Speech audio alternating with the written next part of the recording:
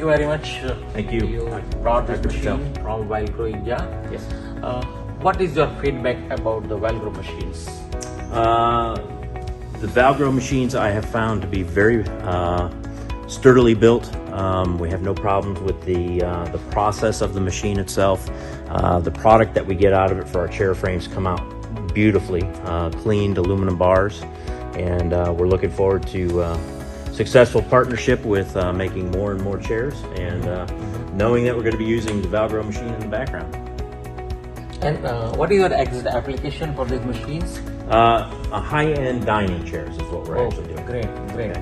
So we have the frames that are actually on the chairs themselves are aluminum bars that are on the side. So we go through a process where we sand them all out after having them machined. Then we'll go through a forming process and form them into chair halves, and then they get welded and chair cushions get put on them.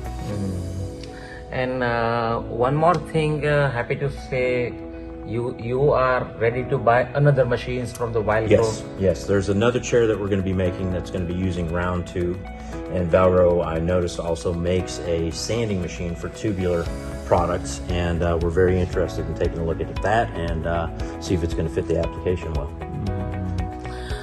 Anything else you want to say for Valgro for future growth?